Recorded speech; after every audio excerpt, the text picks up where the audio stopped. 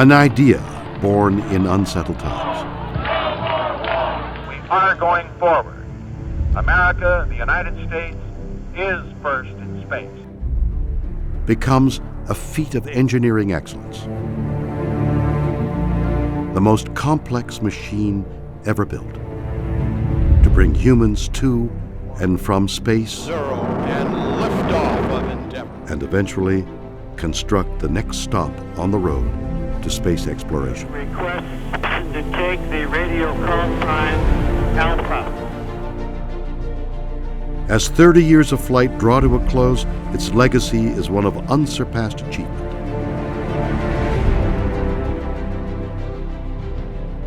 NASA Space Shuttle. Space Shuttle Endeavour is rolling out to Launch Pad 39A at NASA's Kennedy Space Center in Florida. In 24 missions, flown over 20 years, Endeavour has logged more than 103 million miles in space. The last of NASA's shuttles to be built, Endeavour prepares for her final flight, STS-134. Endeavour's 6 astronauts have trained for this mission for years. Well before any shuttle reaches the launch pad, however, a staggering amount of work is required. The parts, plans, and people necessary to make each launch span the entire nation. You've got all these people, all these folks that are in their 20s, some of them in their 30s, and they are, no kidding, in charge of some part of the space shuttle, some part of the space station, or some part of the plan. And every one of those people absolutely believes that they are the one that makes the difference on getting those astronauts back down to the ground alive.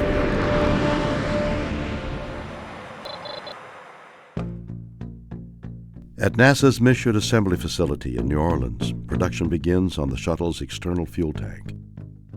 The last of 136 produced here since 1973.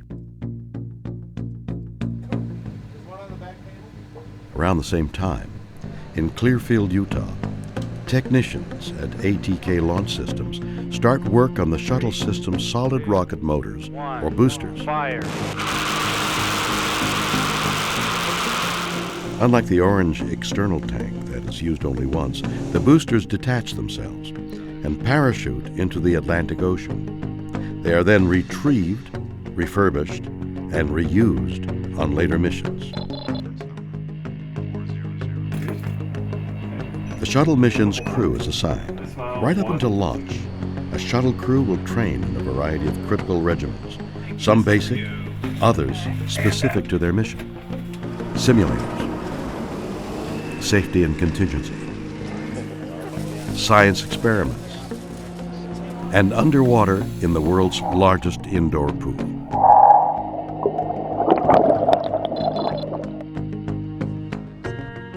One month later, the ET is mated to the solid rocket boosters to form the backbone of the stack. Now, all that's missing is the spacecraft itself.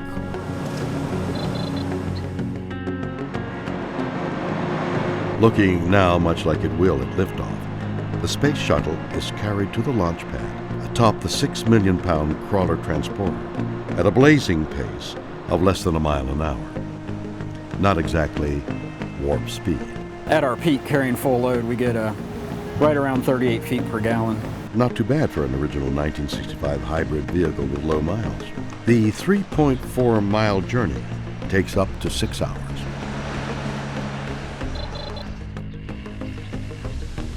Now on the launch pad, the orbiter is ready to take on its main payload. Testing assures that the multi-ton cargo is secured and safely stowed in the payload bay before the technicians certify the orbiter is ready for launch. Flying T-38 aircraft from Ellington Field in Houston, the crew members arrive at Kennedy's Shuttle landing facility. This is the NTD conducting the launch status check. All stations verify ready to resume count and go for launch. OTC, OTC go. TVC, TVC go. ETC. After nearly 3 years, hundreds of thousands of hours logged by engineers, technicians, scientists, seamstresses, electricians, and other program workers across the globe, We have main engine start. 2, 1. Booster ignition.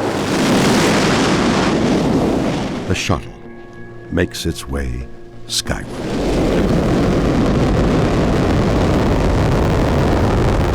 At liftoff, 6.6 million pounds of thrust begin hurtling the vehicle and crew at speeds that'll reach 17,500 miles per hour.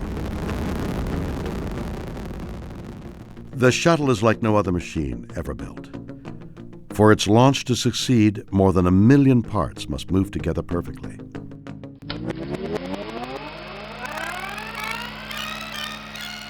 How this engineering marvel came to be is an amazing story that begins in the early 1970s. A new mission is sought for NASA to send humans into space, but Mars, for many the next logical step on the path of exploration, is dismissed as too costly, a destination for a country preoccupied with events back on Earth. Instead, on January 5th, 1972, another destination is selected: low Earth orbit. President Nixon really liked the idea and told the NASA administrator, go do it.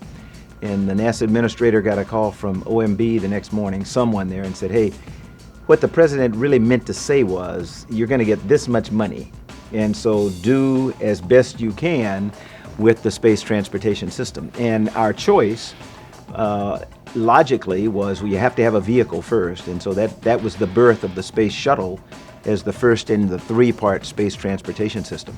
Many designs were considered. Often, they combined the best features of different concepts. One was the use of a lifting body, an aircraft with no conventional wings. Only its fuselage would keep the aircraft airborne and guide it safely back to Earth. At that time, they were looking at having jet engines on the shuttle for landing and for transporting it across the country. They were known as the flying bathtubs. For the first test, the M2F1 was towed behind a car, a souped-up Pontiac. Whitey Whitesides drove that Pontiac across the lake bed at about 120 miles per hour, dragging this flying bathtub behind it. As well as groundbreaking, their tests could also prove ground shaking.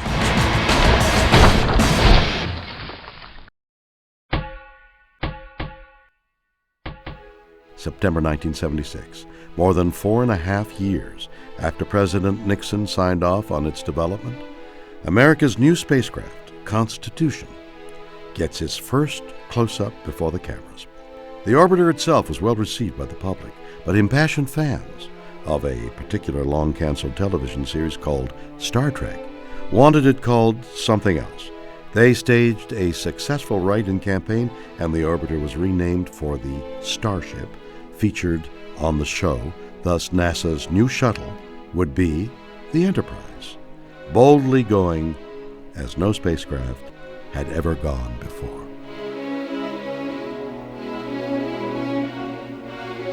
Whatever its name, this bird still needed to prove it could fly.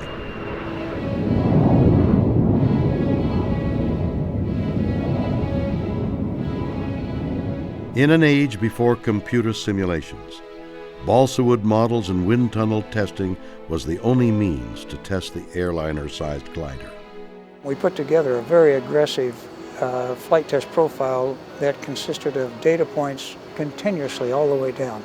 There was not a matter of 10 seconds went by without another either pitch doublet or a rudder kick or an angle of attack sweep.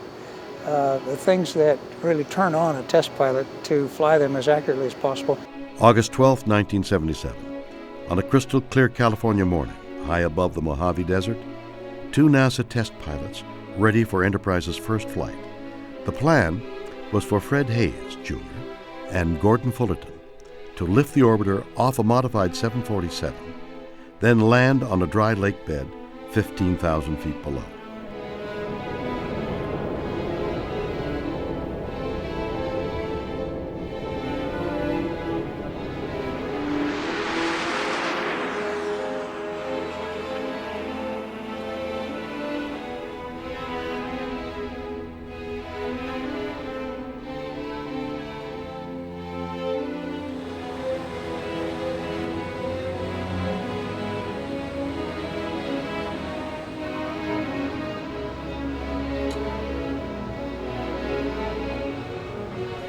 Columbia, NASA's first orbiter, is fittingly named after the first American vessel to circumnavigate the globe.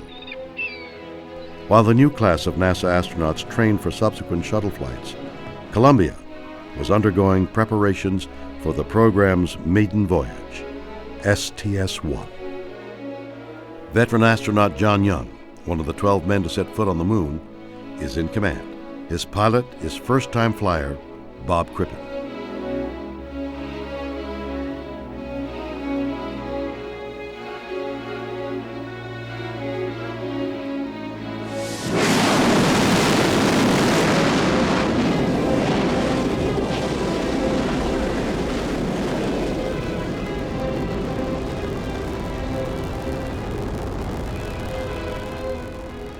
Together they would travel over 1 million miles and circle the Earth 36 times.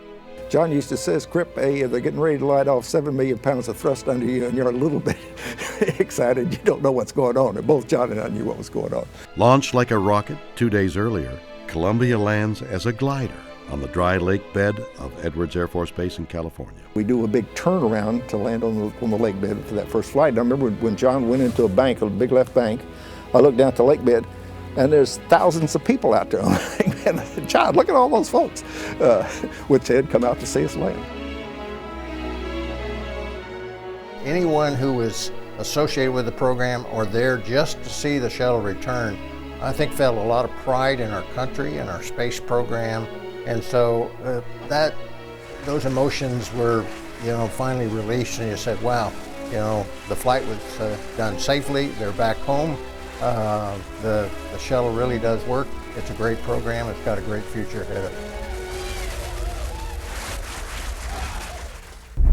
Liftoff of the Challenger of Columbia. Discovery, and the shuttle has cleared Atlantis. For more than 30 years, the fleet and thousands of Americans dedicated to its safety and success have toiled in exhilarating triumph, heartbreaking tragedy, and most often, quiet obscurity. Their contributions have extended beyond the bounds of space. Among others, shuttle-derived technologies have been used in developing an artificial heart and limbs, three-dimensional biotechnology, a light for treating tumors in children, and improving crime prevention and wildfire detection. From crawler driver to payload specialist, from scuba diver to pilot, from scientist to engineer, they and many like them throughout the nation share a commitment to sending humankind safely into space. That dedication, as much as any other acclaim, will be the legacy of America's space shuttle. I think we'll be remembered in thousands of years, as perhaps the most incredible technological feat of humans of our time. As is the order of life, an ending for the space shuttle becomes a beginning for a space-bound successor. Soon, America will again send astronauts into orbit and beyond to do what NASA does best: